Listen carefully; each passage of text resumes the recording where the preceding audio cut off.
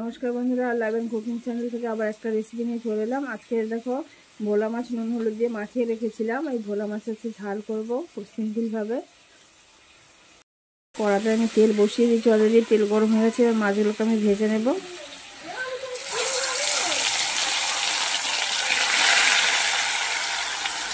ভালো করে মাছগুলোকে আমি ভেজে নেব।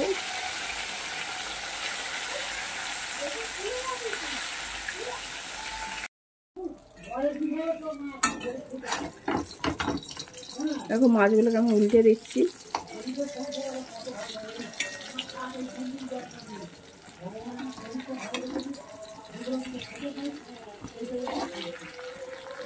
এভাবে আমি সব মাছগুলোকে ভেজে নেব।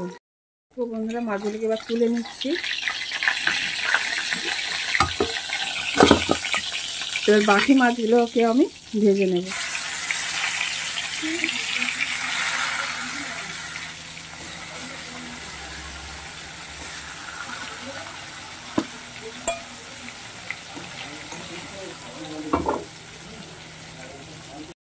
এবার বাকি মাছগুলো হয়ে গেছে, এইগুলোকেও তুলে নিচ্ছি। এবার দেখো যা তেল আছে তাতে আমি রসুন দিয়ে দিচ্ছি। পেঁয়াজ গ্রেট করে রেখেছিলাম সেটাকে দিয়ে দিলাম, দিয়ে আমি মিক্স ভালো করে ভেজে নেব।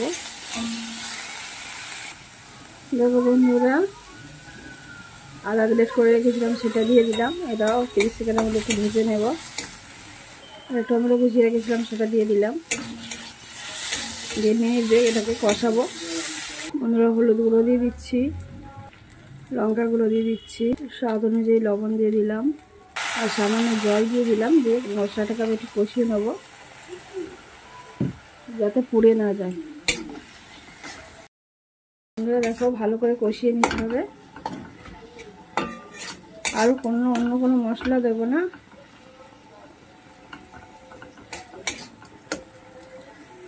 কষানো আমার হয়ে গেছে, জল দিয়ে দিচ্ছি।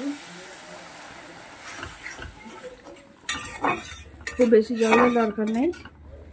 2 মিনিট ফুটে গেলে মাছগুলোকে দিয়ে দেবো। মাছগুলোকে এবার দিয়ে দিচ্ছি।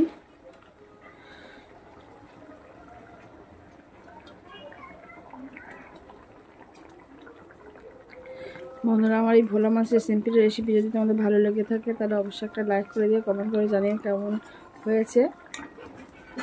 ভালো লাগলে আরও বন্ধুবান্ধবদের সঙ্গে শেয়ার করো।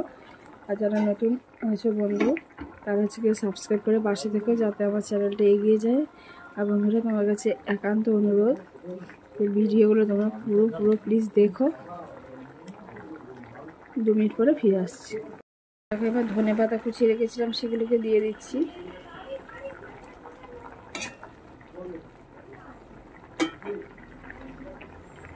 বন্ধুরা, এখানে রেসিপি আমার হয়ে গেছে। এবার অফ করে দিচ্ছি।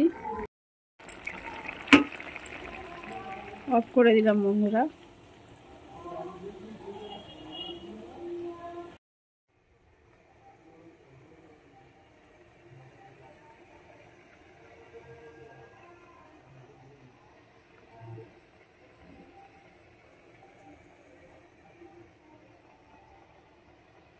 বন্ধুরা, আজকের রেসিপি আমার এই পর্যন্ত।